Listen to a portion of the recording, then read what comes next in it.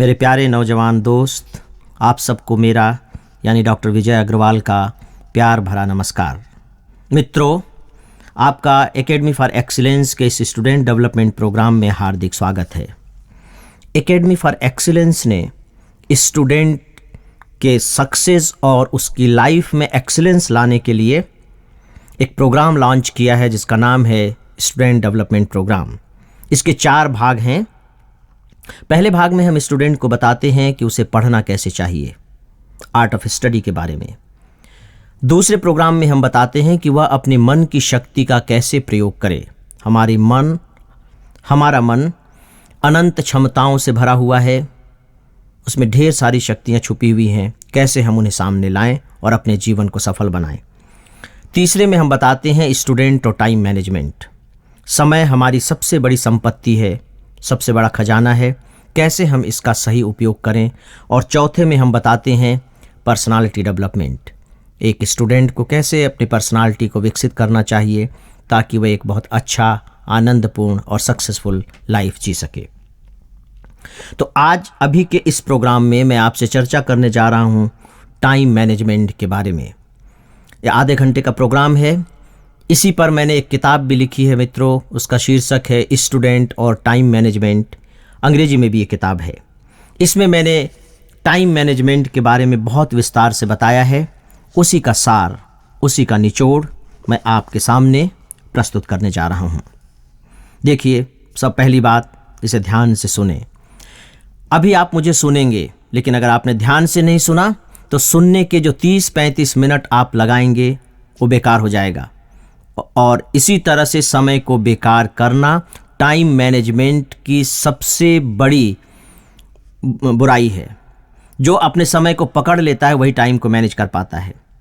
तो पहली बात कि आप मुझे सुने और ध्यान से सुने ताकि इस आधे घंटे का अच्छी तरह से मैनेजमेंट हो सके। तो मित्रों देखिए, हमारे जीवन में 2 चीज़ें होती हैं। पहली तो वो है कि जिसे हम जानते हैं लेकिन मानते नहीं हैं। ज़्यादातर यही होता है कि हम जानते बहुत सी चीज़ें हैं, बहुत सी हमारे पास नॉलेज है, लेकिन हम उनको मानते नहीं हैं। दूसरी चीज़ होती है कि हम मानते तो हैं लेकिन जानते नहीं हैं। आप ईश्वर को मानते हैं, लेकिन क्या आप उनके बारे में जानते हैं? नहीं। और तीसरी चीज़ होती है कि हम जानते हैं और मानते हैं, या इसे यूं कह लीजिए कि हम जानकर उसे मानते हैं। तो देखिए, अगर हम जानते हैं और मानते नहीं हैं तो हमारे लिए बेकार हो गया, क्योंकि जब तक हम मानेंगे नहीं हमारी ज़िंदगी पर उसका कोई असर नहीं होगा। लेकिन आप मान ले, भले ही न जाने तो कुछ न कुछ असर हो जाता है। लेकिन यदि आप किसी चीज़ को जानकर मानते हैं तो उसका सबसे ज़्यादा असर होता है। तो मैं टाइम मैनेजमेंट के बारे में आपको बताने से पहले कोशिश करूंगा कि आप पहले टाइम को जानें ताकि आप उसको बहुत अच्छे से मान सकें। और जब आप उसको बहुत अच्छे से मानने लगेंगे तो आप देखेंगे कि आपकी ज़िंदगी कितनी बदल गई है। आप इसे कभी न भूलें कि हमारा जो जीवन है वो समय से ही बना हुआ है। आप समय का इस्तेमाल करके जीवन को बना सकते हैं, इसे बिगाड़ कर, इसे नष्ट करके जीवन को नष्ट कर सकते हैं। इसीलिए मित्रों, मुझे लगता है कि हमारा जो जीवन है ये समय से ही तो बना हुआ है। हम अपने जीवन को सबसे ज़्यादा प्यार करते हैं, और अगर सच में जीवन को सबसे ज़्यादा प्यार करते हैं तो समय को भी सबसे ज़्यादा प्यार करना चाहिए, क्योंकि आखिर ये जीवन समय से ही तो बना हुआ है। अब आप देखें कि ये समय है क्या, ताकि आप इसे जान सकें। हमारे यहाँ एक शब्द है स्वयंभू। स्वयंभू का मतलब होता है जिसका जन्म स्वयं हुआ हो, जिसके कोई माता पिता नहीं है। इसीलिए हमारे यहाँ ब्रह्मा विष्णु महेश को स्वयंभू कहा गया है, क्योंकि उनके कोई माता पिता नहीं है। ये विज्ञान का सिद्धांत है कि जो चीज़ जन्म लेगी वो मरेगी, जो चीज़ बनेगी वो नष्ट होगी। ये विज्ञान का सिद्धांत है। आप किसी से भी पूछ के देख लीजिए, केमिस्ट्री में आपने पढ़ा भी होगा। तो जो जन्म लेगा वो मरेगा भी। अब आप बताइए कि जो समय है उसका जन्म किससे हुआ है? आप सोचिए, और सोचने के बाद भी आप इसका उत्तर नहीं दे पाएंगे, क्योंकि समय को किसी ने पैदा किया ही नहीं है। ये स्वयं पैदा हुआ है, स्वयंभू है। इसका मतलब है कि जो समय है वह भी ईश्वर के बराबर है, स्वयंभू है। आपने देखा है कि सिख धर्म में कहा जाता है सत श्री अकाल। अकाल शब्द रखा गया, काल का मतलब समय होता है, ईश्वर का नाम है। उज्जैन के जो महाकाल हैं, जो शिव की का जो मंदिर है, वहाँ के शिव को कहा जाता है महाकाल, मतलब कालों के काल, समय। अब देख रहे हैं कि समय कितना इम्पोर्टेंट है। और दूसरी बड़ी चीज़, आप जानते हैं कि इस धरती पर जितनी भी चीज़ें हैं या तो एलिमेंट हैं या कंपाउंड हैं। एलिमेंट का मतलब है तत्व, कंपाउंड का मतलब है यौगिक। एलिमेंट जो एक चीज़ से बना है और यौगिक जो एक से अधिक चीज़ों के मिलाने से बना है। आप हाइड्रोजन में ऑक्सीजन बना दीजिए तो पानी, आप ऑक्सीजन में हाइड्रोजन मिला दीजिए तो पानी बन जाता है। आप मुझे ये बताइए कि कौन सी ऐसी दो चीज़ों को मिला दिया जाए जिसके कारण समय बन जाएगा? ऐसी कोई चीज़ नहीं है। आप देख रहे हैं समय की ताकत, चूंकि ये तत्व है, अपने आप में सक्षम है, सब कुछ है, इसीलिए ये इतना महान है। और इसकी आप ताकत को समझिए कि हमारे यहाँ ये माना जाता है ज्योतिष शास्त्र में कि जो हमारा जन्म समय है वही हमारे भाग्य का निर्धारण कर देता है। आप जन्म कुंडली बनवाने जाते हैं तो आपसे जन्म का समय पूछता है, कितने समय में आप पैदा हुए, और जिस क्षण हम पैदा होते हैं उसी क्षण, वही क्षण हमारे भाग्य का निर्धारण करने वाला हो जाता है। मित्रों, ये है समय की ताकत। आप चाहें तो ईश्वर से शिकायत कर सकते हैं, इस मायने में कि मुझे बहुत धनी परिवार में पैदा नहीं किया गया, मुझे बहुत ज्ञानी नहीं बनाया गया, मुझे बहुत स्मार्ट नहीं बनाया गया, मुझे शहर में नहीं पैदा किया गया। जितनी भी चाहे शिकायत कर सकते हैं, शिकायतों का कोई अंत नहीं होता। लेकिन आप एक शिकायत नहीं कर सकते, और वो शिकायत ये है कि ईश्वर, तुमने उसको तो 28 घंटे दिए हैं एक दिन के, और मुझे 24 घंटे ही दिए हैं, मेरा दिन केवल 24 घंटे का है। ये शिकायत आप ईश्वर से नहीं कर सकते। ऐसा क्यों? मुझे ये लगता है कि ईश्वर ने ये कहा है, ये सबके लिए 24 घंटे दे करके, कि देखो दूसरी जो चीज़ें हैं वो सबकी अलग अलग हो सकती हैं, लेकिन जो सबसे बड़ी चीज़ है जिसको मैं समय मानता हूँ, वो मैंने सबको एक ही जैसी दी है। चाहे वो प्राइम मिनिस्टर हो या पीएन हो, सबके लिए 24 घंटे का मतलब है 24 घंटे, एक भी क्षण न किसी के लिए अधिक है और न किसी के लिए कम। तो ईश्वर ने यह कहा कि जो सबसे बड़ी चीज़ है जिंदगी को बनाने के लिए, समय, वो मैं तुम सबको बराबर बराबर दे रहा हूं। जो इसका सही इस्तेमाल कर लेगा वो कुछ भी बन जाएगा, और जो इस्तेमाल नहीं करेगा वो कुछ नहीं बनेगा। इसीलिए ईश्वर समदर्शी है। समदर्शी समय दे करके उसने सबको बराबर देखने के अपने नाम को सार्थक कर दिया है।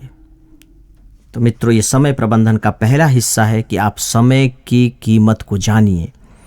ये केवल 24 घंटे, 1 महीना, 1 साल और 50 साल नहीं है। समय मूलतः हमारे अपने जीवन का पर्यायवाची है। अभी आपकी जितनी उम्र है वह समय ही है। आपको धरती पर एक भी चीज ऐसी दिखाई नहीं देगी जो समय से परे हो। देखिए, सीधी सी बात है कि अगर मैं आपको एक पीले रंग की कोई धातु दे दूं, गोला दे दूं, ऐसे ही दे दूं बिना बताए हुए, तो आप उसे अपने घर ले जाएंगे और कहीं भी रख देंगे। और अगर मैं आपको दूसरे दिन उतना ही बड़ा गोला दूं और मैं कहूं कि ये सोने का है, गोल्ड का है, तो आप घर में ले जाएंगे और उसे बहुत संभाल कर रखेंगे, क्योंकि अब आपको पता लग गया है कि ये पीले रंग की जो वस्तु है ये सोना है, गोल्ड है। तो जब आपको किसी वस्तु की कीमत पता लग जाती है, तभी आप उसके महत्व को समझते हुए उसे संभालते हैं। तो मैंने अभी आपको समय की कीमत बताई है कि ये गोल्ड है, ताकि आप इसे अभी से संभाल कर रखने की आदत डाल सकें, क्योंकि अभी आपके पास बहुत लंबा भविष्य है। अभी से अगर आपने इसे संभाल लिया तो आप देखेंगे कि पूरी आपकी जिंदगी संभल जाएगी। अब मैं आता हूं दूसरे पॉइंट पर, समय प्रबंधन, टाइम मैनेजमेंट। देखिए, समय प्रबंधन का अर्थ क्या है? देखिए, समय प्रबंधन का अर्थ ये नहीं है कि आप ज़्यादा से ज़्यादा काम करके ज़्यादा से ज़्यादा कमाई करें, ज़्यादा से ज़्यादा पढ़कर ज़्यादा से ज़्यादा नंबर लाएं। ये समय प्रबंधन का अर्थ नहीं है। समय प्रबंधन का मतलब बहुत सरल है और बहुत इंटरेस्टिंग भी है, और वो ये है कि जब जो कर रहे हैं वही कर रहे हैं, बस। या इसको इस तरह से कह लें कि जब जो करना है वही कर रहे हैं। यह है समय प्रबंधन। केवल पढ़ना नहीं, केवल काम काम काम काम नहीं, क्योंकि जिंदगी कंप्लीटनेस में चलती है, जिंदगी एक संपूर्णता में होती है, टुकड़ों में नहीं होती है। हमारी जो लाइफ है वो आइलैंड की तरह काम नहीं करती, वो ओशन की तरह काम करती है। आइलैंड का मतलब है कि एक समुद्र के बीच में छोटा सा उठा हुआ हिस्सा, और ओशन का मतलब है इंटरकनेक्टिविटी। हम नहीं जानते कि उस ओशन में कहाँ कहाँ का पानी आया हुआ है। तो जिंदगी ऐसे काम करती है। तो हमको समय के लिए नहीं जीना है, समय को अपने लिए जीने के काबिल बनाना है। याद रखिए, हमको ये नहीं कि हम समय के पीछे मर रहे हैं कि उपयोग करो, बल्कि समय को हमें अपने लिए इस्तेमाल करना है। इसीलिए बहुत सिंपल सी परिभाषा है इसकी कि जब जो कर रहे हैं वही कर रहे हैं। अभी आप ये सीडी सुन रहे हैं, तो आप सीडी सुन रहे हैं। अगर इसको सुनते हुए आपका मन कुछ और कर रहा है तो आप अपने इस समय का प्रबंध नहीं कर रहे हैं। अगर आप पढ़ते समय ये सोच रहे हैं कि मुझे फिल्म देखने जाना चाहिए था, तो आप पढ़ने का समय प्रबंधन ठीक से नहीं कर रहे हैं। और ठीक इसी तरह से अगर आप फिल्म देखते समय ये सोचते हैं कि मुझे पढ़ना चाहिए था, तब आप फिल्म देखने का प्रबंधन ठीक से नहीं कर रहे हैं। अगर आप सो रहे हैं तो आप सो रहे हैं। अगर आप दोस्तों के साथ गप्पें कर रहे हैं तो गप्पें कर रहे हैं। और ठीक इसी तरह से जब आप पढ़ रहे हैं तो आप पढ़ रहे हैं। तो जब हम इस तरह से डूब कर अपने काम को करने लगते हैं, तब सही मायने में मित्रों होता है ये समय का प्रबंधन। याद रखिए। और दूसरी चीज कि अब आप समय का प्रबंधन कैसे करेंगे? सच बात यह है कि समय का प्रबंधन किया ही नहीं जा सकता। लगी ना आपको उल्टी बात कि मैं आपको समय प्रबंधन के बारे में बता रहा हूं और ये कह रहा हूं कि समय का प्रबंधन किया ही नहीं जा सकता। बिल्कुल नहीं किया जा सकता। आप स्वयं का प्रबंधन कर लीजिए, समय का प्रबंधन हो जाएगा। बड़ी विचित्र सी चीज है ये, क्योंकि समय ऐसे टुकड़े टुकड़े में रखी हुई 10-20 चीजें नहीं है कि आपने अपने कमरे में जमा करके लगा दिया और उनका मैनेजमेंट हो गया। समय का प्रबंधन होता ही तब है जब आप स्वयं का प्रबंधन करते हैं। और जब मित्रों देखिए आप, समय कितनी खूबसूरत चीज है कि जब आप स्वयं का प्रबंधन करने लगते हैं तब आपका व्यक्तित्व बनने लगता है, आपका चरित्र बदलने लगता है। जैसे आप इसको इस रूप में समझिए। मान लीजिए कि आपने ये फैसला किया है कि आपको सुबह 4 बजे उठकर पढ़ाई करनी है, क्योंकि आपको किसी ने बता दिया, जो सही भी है, कि भोर में उठकर पढ़ाई करना सबसे आदर्श होता है, सबसे अच्छा होता है। अभी तक आप 9 बजे सोकर उठते थे, अब आपको भोर में पढ़ाई करनी है। तो अब आप सोचेंगे कि केवल सुबह 4 बजे आप उठ जाएंगे, तो ऐसे बात नहीं बनेगी। अभी तक आप 2 बजे रात में सोते थे, अब आपको अगर 4 बजे उठना है तो आपको 9-10 बजे तक सो जाना पड़ेगा। और अगर आप अभी भी 2 बजे सोएंगे तो या तो 4 बजे आप उठ नहीं पाएंगे, और अगर जोश खरोश में आप 1-2 दिन उठ भी गए तो पढ़ नहीं पाएंगे, क्योंकि नींद से भरा हुआ है आपका दिमाग, आंखें बोझिल हैं, पढ़ने का काम ठीक से नहीं होगा। तो अब आप देखिए कि आपने केवल फैसला किया कि मैं 4 बजे पढ़ूंगा उठकर, तो आपको बदलना पड़ेगा कि रात को 9-10 बजे मैं सो जाऊंगा। अब आप रात को 9 बजे से लेकर के 11 बजे तक अपने दोस्तों के साथ बैठकर गप्पे मारते थे, तो अगर आपको 9 बजे सोना है तो दोस्तों के साथ तो गप्पबाजी आपकी बंद हो जाएगी। और जब आप अपने दोस्तों के साथ गप्पबाजी बंद करेंगे तो वो दोस्त भी ऐसा थोड़ी कि आपकी पीठ थपथपाएंगे, आप पर नाराज होंगे, आपको उल्टी सीधी बात कहेंगे, तो आपको उस उल्टी सीधी बातों को बर्दाश्त भी करना पड़ेगा। तो आप देख रहे हैं कि आपने एक छोटे से समय के बारे में ये सोचा कि मैं सुबह 4 बजे उठकर पढ़ूंगा, और इसकी वजह से आपके व्यक्तित्व में क्या क्या परिवर्तन आने शुरू हो गए। इसीलिए मैंने कहा कि स्वयं का प्रबंधन ही समय का प्रबंधन है, और जब हम स्वयं का प्रबंधन करने लगते हैं तो हमारे व्यक्तित्व का विकास होने लगता है, उसकी गढ़न बनने लगती है। अब मैं आता हूं इसके तीसरे पॉइंट पर कि समय की घड़ी क्या है। देखिए बहुत इंटरेस्टिंग है। इंटरेस्टिंग इस मायने में है कि हम सब समय को किस में मापते हैं? या तो मेरी कलाई पर बंधी हुई घड़ी, दीवार पर टंगी हुई घड़ी, और जिनके पास घड़ी भी नहीं है आकाश में लटका हुआ सूरज। बस ये हमारे समय के मेजरमेंट हैं। लेकिन मैं जिस समय से आपका परिचय कराना चाह रहा हूं वो सच पूछिए तो इन सब से परे है। और वो एक ऐसी घड़ी है जो हम सब की अपनी अलग अलग घड़ी है, और वो घड़ी दिखाई नहीं देती। मेरे नौजवान दोस्तों, इसे मैं कहता हूं साइकोलॉजिकल क्लॉक। एक बायोलॉजिकल क्लॉक होती है कि एक टाइम हुआ और हमारे शरीर ने इंडिकेशन देना शुरू कर दिया कि अब इतने बज गए होंगे। नींद खुल गई, 6 बज गए होंगे। भूख लग रही है, दोपहर के 2 बज गए होंगे। तो ये बायोलॉजिकल क्लॉक है। एक है साइकोलॉजिकल क्लॉक, और वहां हमारी घड़ी फिट है। साइकोलॉजिकल क्लॉक का मतलब है मनोवैज्ञानिक घड़ी। और आप देखिए कि मनोवैज्ञानिक घड़ी कैसे काम करती है। जब आप पढ़ते हैं रात में तो 10 बजे के बाद आपको मान लीजिए नींद आने लगती, आती ही है। लेकिन जब आप क्रिकेट मैच देखते हैं तो आपको नींद आती है। जब आप फिल्म देखते हैं 9 से 12 तो आपको नींद नहीं आती। देखिए, अगर आपको सुबह उठना हो 4 बजे पढ़ने के लिए तो हम अपनी माँ से कह के सोते हैं कि माँ हमको उठा देना। माँ उठाती है तो भी हम उठना नहीं चाहते। हम अलार्म क्लॉक लगा देते हैं। अलार्म क्लॉक बजता रहता है तो हम सोचते हैं कि 5-10 मिनट और सो लेते हैं, कोई फर्क नहीं पड़ता। और 5-10 मिनट आप सोए कि सोए रह जाएंगे। उठना हमारे लिए मुश्किल हो जाता है। लेकिन अगर सुबह 3 बजे कोई क्रिकेट मैच आ रहा हो, शुरू हो रहा हो, तो पता लगेगा कि आप 2:45 बजे ही अपने आप उठ जाएंगे बिना उठाए हुए। तो पढ़ने के लिए तो माँ उठा रही तब भी उठना मुश्किल हो रहा है, और क्रिकेट मैच देखने के लिए बिना उठाए हम 15 मिनट पहले उठ जा रहे हैं। तो ये कौन सी घड़ी काम कर रही है? Psychological clock. क्योंकि ये जो साइकोलॉजिकल क्लॉक को जब तक आप नहीं समझेंगे, आप समय के मेजरमेंट को नहीं समझ सकते। 1 घंटे में 60 मिनट, ठीक है, लेकिन आपको मालूम है कि आपका साइकोलॉजिकल क्लॉक क्या कमाल करता है? चलिए आप इसको इस तरह से देखिए। स्कूल की घंटी बजी या क्लास शुरू होने वाला है, आप देखेंगे कि आप बड़े दबे दबे पैरों से क्लास में जाएंगे। आपकी चाल धीमी रहेगी, लेकिन जैसे क्लास खत्म हुई आपकी चाल में तेजी आ जाती है।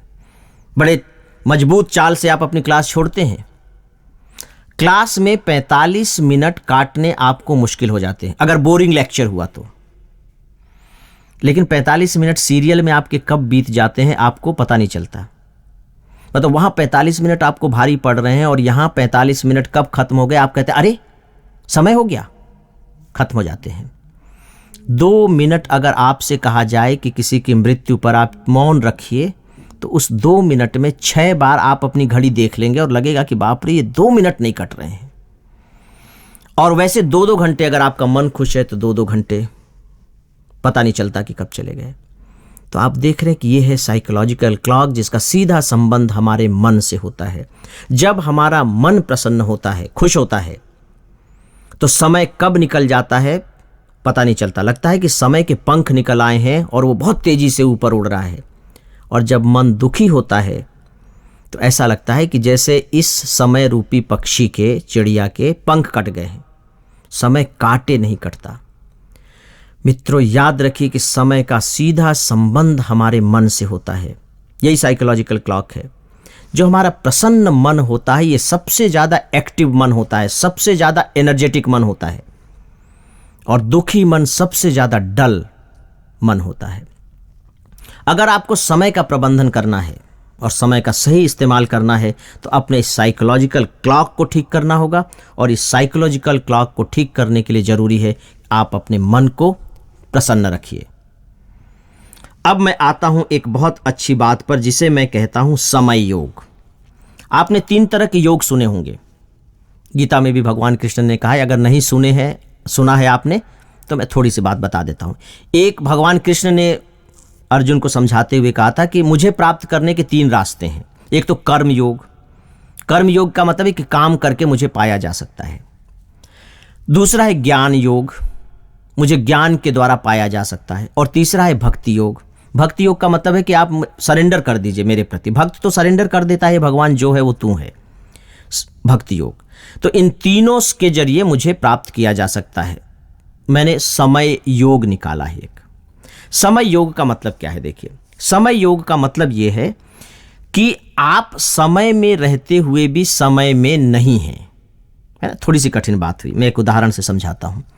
आपने कभी कभी देखा होगा कि आपके हाथ में एक खरोंच लग गई है, एक लंबी सी खरोंच है और उस पर हल्के हल्के खून की पपड़ी भी जम गई है। आप सोचने की कोशिश करते हैं कि ये खरोंच कब लगी। देखिए, ये बात तो सही है कि अगर खरोंच लगी है और इतनी खरोंच लगी है कि उस पर खून की पपड़ी भी आ गई है, तो दर्द तो हुआ होगा। खरोंच लगी, दर्द हुआ, क्या नहीं हुआ? दर्द का एहसास नहीं हुआ। तो किसी न किसी टाइम में ही यह घटना घटी है। तो ऐसा क्यों हुआ कि दर्द तो हुआ लेकिन दर्द का एहसास नहीं हुआ?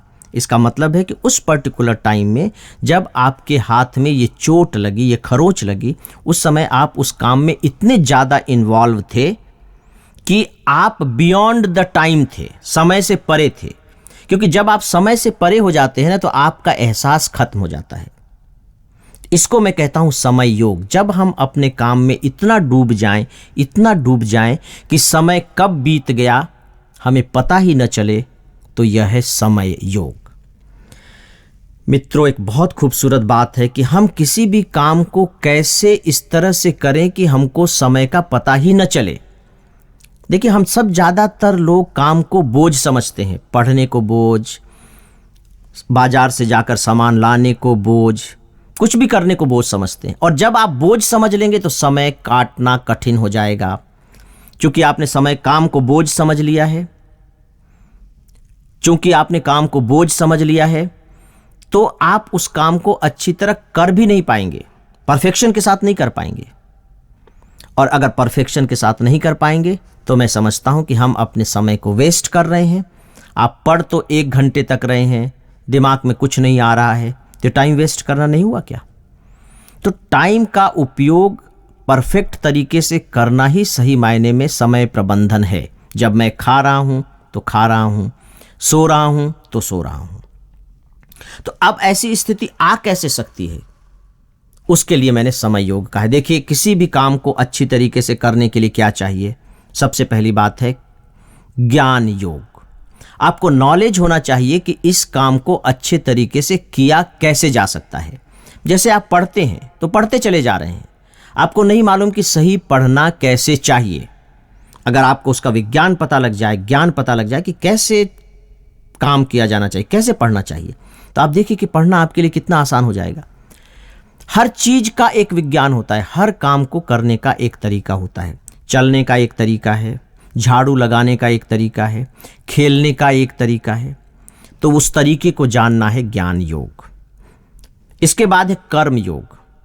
अगर आपके पास ज्ञान है और आप उसको एक्शन में नहीं ला रहे हैं, काम नहीं कर रहे हैं, तो ज्ञान बेकार है। मान लीजिए कि मैं बहुत पढ़ा लिखा MD डॉक्टर हूं और मैं पेशेंट नहीं देख रहा हूं, मैं पेशेंट नहीं देख रहा हूं, बट नेचुरली कि फिर मेरे उस ज्ञान का कोई अर्थ नहीं है। आप और मैं और अनपढ़ आदमी सब बराबर हैं। तो ज्ञान का उपयोग जब तक हम नहीं करेंगे तब तक उसका अर्थ नहीं है, और एक्शन करने से ही ज्ञान का उपयोग होता है। तो पहला हो गया, मेरे पास ज्ञान है किसी काम को करने का। दूसरा ये कि मैं उसको एक्शन में लाने को तैयार हूं, कर्म करने को तैयार हूं। और फिर तीसरा है भक्ति योग। भक्ति योग का मतलब है सरेंडर करना, भक्ति की भावना से लगे रहना। तो मैंने अपने काम के प्रति अपने आप को पूरी तरह सरेंडर कर दिया है। अब देखिए, काम करने के मेरे पास 3 बेस मिल गए। मैं जानता हूं, अपने काम के बारे में जानता हूं, उसको कैसे किया जाना चाहिए ये जानता हूं, मैं उस काम को करने को तैयार हूं और उसको पूरे कमिटमेंट के साथ, पूरे सरेंडर के साथ करने को तैयार हूं। जब ये तीनों मिला करके मैं किसी काम को करता हूं तो सच पूछिए तो फिर मुझे पता ही नहीं चलता कि मेरा समय कब बीत गया, पता ही नहीं चलता। और फिर हमको वो समय बोझ लगेगा ही नहीं। मैं आपको एडिशन की एक बड़ी मजेदार बात सुना रहा हूं। एडिशन जानते हैं आप, थॉमस अल्वा एडिशन, जिन्होंने सबसे ज्यादा अभी तक दुनिया में आविष्कार किए। उनको थोक आविष्कारक कहा जाता था। एक बार हुआ ये कि उन्होंने अपने कुछ दोस्तों को अपने यहां लंच पर बुलाया, और जब दोस्त लंच पर आ गए तो देखा कि एडिशन साहब अपने लैब में अपने काम में मग्न हैं। दोस्तों ने सोचा कि उन्हें डिस्टर्ब नहीं करना चाहिए। वेट करते रहे। फिर उन्होंने फैसला किया कि ठीक है, हम लोग खाना खा करके चलते हैं। तो दोस्तों ने मिलकर के खाना खा लिया और चले गए। इसके बाद जब एडिशन शाम को उनको याद आया कि अरे मैंने दोस्तों को तो लंच पे बुलाया था अपने लैब से भागे भागे आए, अपने घर पहुंचे और देखा उन्होंने डाइनिंग रूम में, तो इत्तेफाक ऐसा था कि वो प्लेट्स रखी हुई थी, जो खाने की प्लेट्स थी वो उठाई नहीं गई थी। तो इसके बाद एडिसन साहब ने वो प्लेट्स देख करके सोचा कि मैं भी कितना भुलक्कड़ हो गया हूँ, कितना बेवकूफ़ हो गया हूँ कि मैंने उनके साथ खाना खा लिया है और मुझे पता ही नहीं कि मैंने खाना खा लिया है। और इसके बाद फिर वो अपने लैब में चले गए। अब आप देखिए कि वो अपने काम में इतने डूब चुके हैं कि उनको समय का भी ज्ञान नहीं है और यहाँ तक कि भूख का भी ज्ञान नहीं है। उनके साइकोलॉजिकल क्लॉक के सामने उनका बायोलॉजिकल क्लॉक फेल हो गया है। इस बारे में मित्रों, हमारे जो पूर्व राष्ट्रपति रहे हैं अब्दुल कलाम साहब, उन्होंने एक बहुत खूबसूरत बात कही थी, मैं आप लोगों को बताना चाहूँगा। उन्होंने अग्नि की उड़ान में ये बात लिखी भी है। उन्होंने कहा था कि जब मैं अपने लैब में जाता था, प्रयोगशाला में जाता था, तो प्रयोगशाला में एंटर करने से पहले अपने जूते उसके बाहर ठीक उसी तरह से निकाल देता था जिस तरह से मेरे अब्बू मस्जिद में जाने से पहले अपने जूते बाहर निकाल देते थे। ये बात जूते की नहीं है, ये बात भावना की है कि जिस तरह से मेरे अब्बू की जो भावना मस्जिद के साथ जुड़ी हुई थी, जो श्रद्धा की भावना थी, ठीक उसी तरह की भावना मेरी भी अपनी प्रयोगशाला के साथ जुड़ी हुई थी। मतलब कर्म ही पूजा है, कर्म ही आराधना है। जिस दिन कर्म के प्रति, काम के प्रति आपके मन में ये भावना पैदा हो जाएगी, आप देखेंगे कि समय के प्रबंधन के सबसे बड़े रहस्य को आप पालेंगे। आपको पता ही नहीं लगेगा कि समय कैसे बीता और आपके जीवन में सफलताएं लगातार कड़ियों की तरह आती चली जाएंगी। ये बहुत बड़ी बात है। समय प्रबंधन के लिए कर्म में पूरे भक्ति भाव से, पूरे कमिटमेंट के साथ लग जाना सबसे बड़ी बात होती है और सबसे प्राइमरी रिक्वायरमेंट भी होती है। अब मैं आता हूं कि आपको अपने समय का बंटवारा कैसे करना चाहिए। ये तो मैंने अभी देखी, जो समय की जो फिलॉसफी है, समय का जो साइकोलॉजिकल पक्ष है, मैंने आपको वो बताया है। अब मैं आपके उसके थोड़े से व्यावहारिक पक्ष पे आता हूं कि आपको समय को कैसे विभाजित करना चाहिए। समय को आप मोटे तौर पर 3 भागों में बांटिए। आपके पास एक दिन का 24 घंटे का समय है, उसे 3 भागों में बांटिए। पहला तो यह है कि आप अपनी डेली नीड के लिए समय रखना चाहेंगे। आपको सोना भी है, आपको अपने हेल्थ को ठीक रखने के लिए मॉर्निंग वॉक करनी है, एक्सरसाइज करनी है, ये सारी चीज़ें आपको करनी है। कुछ मनोरंजन के लिए भी समय चाहिए, कुछ दोस्त के लिए भी समय चाहिए। तो इसको मैं कहता हूं प्रतिदिन का कार्य। तो ये जो प्रतिदिन का काम है, इसके लिए सामान्य तौर पर हमें 8 घंटे रखने चाहिए, 1/3 हिस्सा। सच पूछिए तो ये जो 3 भाग मैं आपको बताने जा रहा हूं, ये 8-8 घंटों में विभाजित होते हैं। जैसे समय प्रबंधन के बारे में आप ये मत सोचिए कि आपको अपने सोने के घंटे में कटौती कर देनी चाहिए। कुछ लोग ऐसा करते हैं, उन्हें लगता है कि नहीं, 7 घंटे सोने की बजाय हम 4-5 घंटे सोएं। ऐसा मत करिए। वैज्ञानिक दृष्टि से भी, साइंटिफिकली और मेडिकल पॉइंट ऑफ व्यू से भी आपको 6 घंटे की नींद लेनी ही चाहिए। देखिए, नींद का सीधा संबंध हमारी एनर्जी से होता है, नींद का सीधा संबंध हमारे स्वास्थ्य से होता है और नींद का सीधा संबंध हमारे मेमोरी पावर से भी होता है। तो 6 घंटे की नींद तो हमें लेनी ही चाहिए। और बाकी जो समय होगा आपकी जो डेली नीड्स की है उनके लिए है। तो 8 घंटे आप प्रतिदिन कार्य के लिए रखें। फिर है मुख्य काम के लिए समय। दूसरा है मुख्य काम के लिए कि हम सब अपनी लाइफ में कोई ना कोई एक इम्पॉर्टेंट काम करते हैं। जैसे एक स्टूडेंट के रूप में पढ़ना आपका मुख्य काम है, एक व्यापारी के लिए अपने दुकान पर बैठना मुख्य काम है, किसान के लिए खेत पर जाना मुख्य काम है और नौकरी पेशा वाले के लिए ऑफिस में जाना मुख्य काम है। तो ये भी आप देखेंगे कि जनरली 1/3 होता है। तो 8 घंटे हमें इसके लिए रखने चाहिए। ज़्यादा देने की बिल्कुल ज़रूरत नहीं है। 8 घंटे अगर आप ईमानदारी के साथ और समय योग के सिद्धांत के अनुकूल अगर काम करते हैं तो चमत्कार कर सकते हैं। लेकिन हमारी मुश्किल ये है कि हम 8 घंटे काम तो करते हैं लेकिन आउटपुट मुश्किल से 2-3 घंटे का देते हैं। उसी बीच में चाय पी रहे हैं, उसी बीच में इधर उधर टहल रहे हैं, काम में मन नहीं लग रहा है तो फालतू में समय नष्ट कर रहे हैं। अगर हम सही तरीके से 8 घंटे काम करें तो वंडर कर सकते हैं। और फिर तीसरा मैंने रखा है खाली समय। ये कुछ विचित्र सा शब्द है, खाली समय। खाली समय कहने का मेरा मतलब है कि अपने लिए समय रखिए और इसमें अपने को इम्प्रूव करने की कोशिश कीजिए। देखिए, अगर आप कुल्हाड़ी से लकड़ी ही काटते चले जाएंगे तो आगे धीरे धीरे लकड़ी कटने की मात्रा कम होती जाएगी, क्योंकि कुल्हाड़ी भोथरा हो गया है।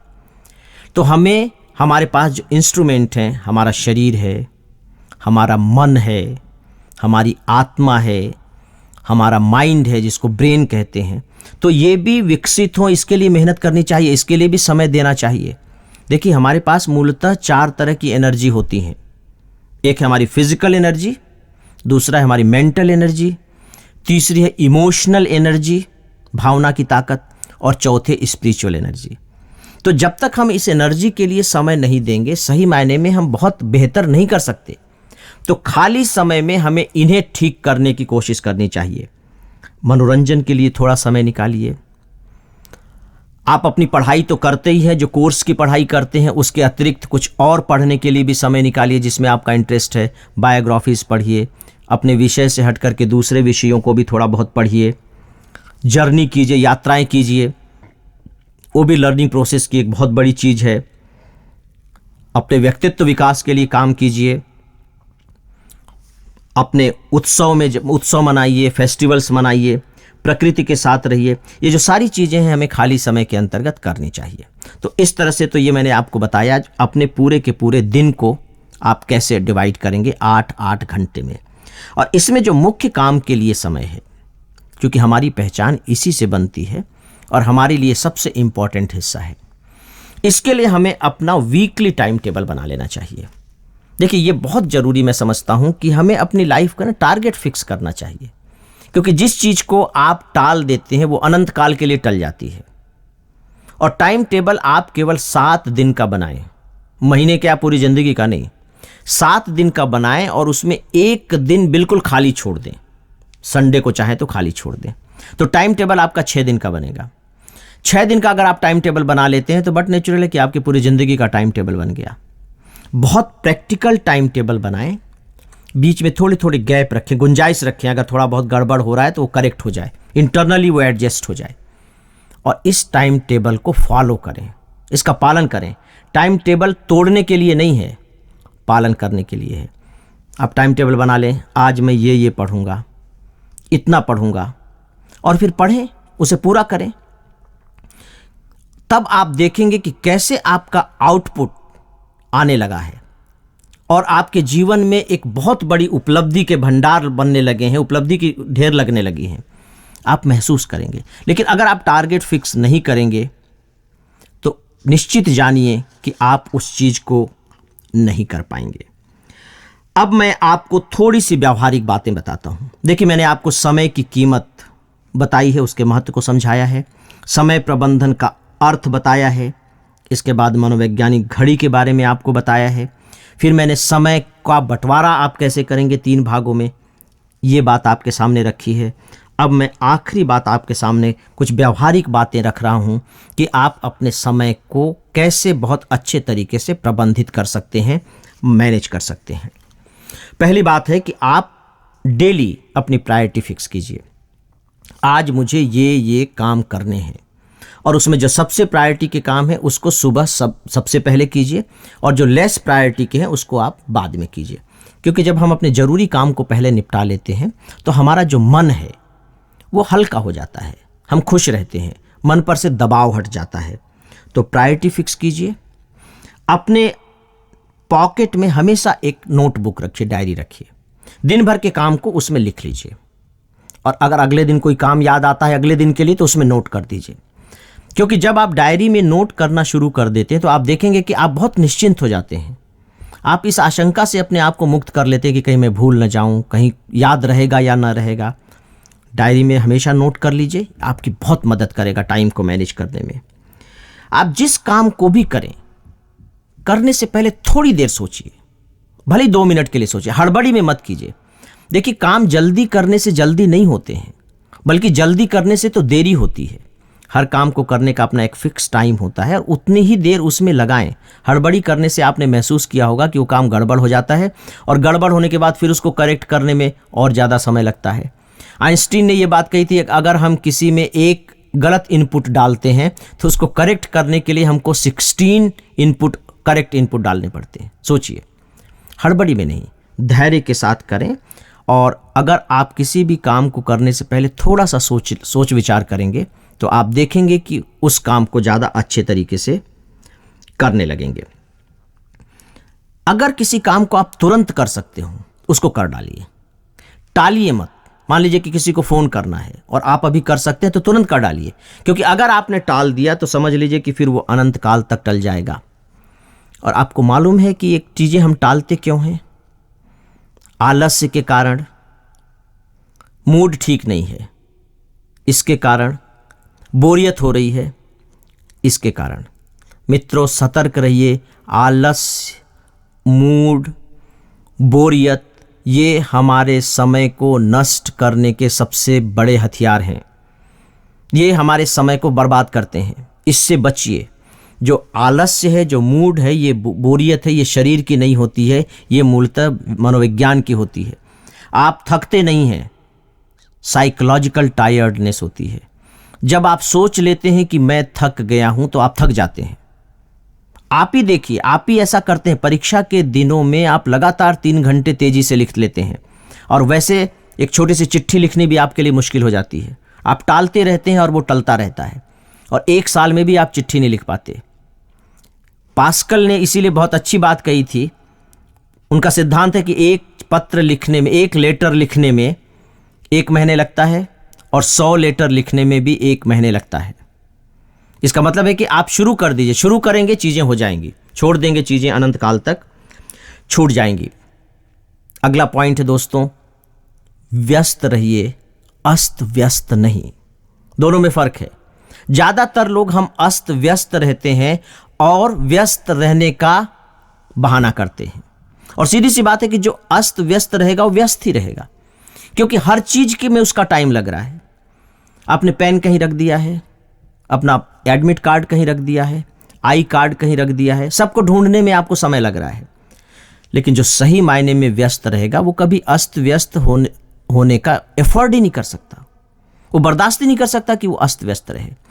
इसको आइडेंटिफाई कीजिए कि सही मायने में आप व्यस्त हैं या अस्त व्यस्त हैं, और अगर अस्त व्यस्त हैं तो उसको व्यवस्थित कीजिए। फालतू के कामों से बचिए। देखिए कि आप कितने सारे फालतू के काम करते हैं, उसमें आपका समय लग रहा है, बर्बाद हो रहा है। उनको खत्म कीजिए, उनकी जरूरत नहीं है। और आखिरी बात दोस्तों, कि समय चुराना सीखिए। जैसे क्रिकेट के खिलाड़ी एक एक रन किस तरह से बना लेते हैं, ठीक उसी तरह से आप भी समय चुराना सीखिए। थोड़े काम, 2 कामों के बीच में जो एक छोटा सा गैप मिलता है, उसमें भी कुछ कर डालिए।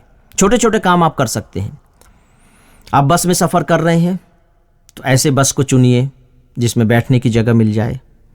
आप सफर करते समय बहुत गंभीर चीज नहीं पढ़ सकते, अखबार पढ़ लीजिए, मैगजीन पढ़ लीजिए, नॉवेल्स पढ़ लीजिए। देखिए कि आप उस छोटे से गैप में किस तरह से समय चुरा सकते हैं और उस समय का इस्तेमाल कर सकते हैं। मित्रों, अपने संकोच को छोड़िए। संकोच आपके समय को बहुत नष्ट करता है। आपको किसी काम को करने में, किसी से बात करने में संकोच हो रहा है, और पता लगा कि आपने उसके लिए महीनों गुजार दिए। नौशाद साहब का नाम आपने सुना होगा, फिल्म इंडस्ट्री के बहुत महान म्यूजिशियन थे वो। उन्होंने मुझे बातचीत में एक बार बताया था, जब यहाँ पद्म विभूषण पुरस्कार लेने आए थे तो मैंने उनका इंटरव्यू लिया था। उन्होंने बड़ी खूबसूरत बात कही थी। उन्होंने कहा कि एक स्टूडियो था, फिल्म स्टूडियो, उसके सड़क के इधर मैं रहता था, उसके सामने ही चाल में रहता था, और मुझको उस स्टूडियो तक जाने में 1.25 साल लग गए। केवल सड़क पार करने में 1.25 साल लग गए। मतलब संकोच के कारण मैं उस स्टूडियो में काम मांगने नहीं गया। तो संकोच को तोड़िए। संकोच आपके समय को बहुत नष्ट करता है। निर्मम बनिए, लेकिन अपने प्रति, अपने को लिबर्टी मत दीजिए कि थक गए हैं, अच्छा नहीं लग रहा है, बीमार नहीं पड़ गए हैं, हल्का हल्का फीवर है। अपने प्रति निर्मम बनिए और निश्चित रूप से ऊर्जावान बनिए। अपने को हमेशा ऊर्जावान लोगों के साथ रखिए, उत्साही लोगों के साथ रखिए, ताकि आप भी अपने आप को एनर्जेटिक महसूस करें। क्योंकि देखिए, सीधी सी बात है कि समय का उपयोग तभी हो सकेगा जब आप काम करेंगे। जब आप काम नहीं करेंगे तो समय का उपयोग नहीं कर रहे हैं, और समय का उपयोग नहीं कर रहे हैं तो आप समय को मैनेज नहीं कर रहे हैं। और आखिरी बात, कि जो आप अपना बर्थडे मनाते हैं, न्यू ईयर मनाते हैं, ये केवल उत्सव नहीं है। मैं समझता हूं ये संकल्प लेने के दिन है। ऐसे दिन हमेशा 2 काम कीजिए। एक, गलत आदत छोड़ने का संकल्प और एक अच्छी आदत डालने का संकल्प, और देखिए कि कैसे आपका जीवन हरा भरा होता जाएगा, समृद्ध होता जाएगा, अच्छा होता चला जाएगा। तो मेरे प्यारे दोस्तों, मैंने समय प्रबंधन के बारे में आपको कुछ बातें बताई हैं टिप्स के रूप में। अगर आप और इन्हें विस्तार से जानना चाहते हैं, और मुझे लगता है कि आपको जानना ही चाहिए क्योंकि समय हमारी सबसे बड़ी संपत्ति है, तो आप जो मेरी किताब है हिंदी में स्टूडेंट और टाइम मैनेजमेंट, इंग्लिश में भी इसका शीर्षक यही है, स्टूडेंट एंड टाइम मैनेजमेंट, उसे पढ़ सकते हैं। आप देखेंगे कि समय के बारे में और आपको इंटरेस्टिंग फैक्ट्स और बड़े डिफरेंट लेयर्स, बड़े अलग अलग तरह की सतहें दिखाई देंगी, और इसको अपनी लाइफ में अप्लाई करके, अपने जीवन में लागू करके आप अपने जीवन को सफलताओं की नई ऊंचाइयों तक ले जा सकते हैं। इसे बहुत आनंदपूर्ण बना सकते हैं और जीवन को खुशहाल कर सकते हैं। अपने इन्हीं शब्दों के साथ मैं ईश्वर से प्रार्थना करता हूं कि वो आपको शक्ति दे, विवेकवान बनाए, ताकि आप उसके द्वारा समय नामक दी गई ताकि आप उसके द्वारा समय नामक दी गई शक्ति को, क्षमता को, खजाने को अच्छे से अच्छा उपयोग में ला करके जीवन जी सकें। आप सफल हों, सुखी हों। नमस्कार, धन्यवाद, जय हिंद।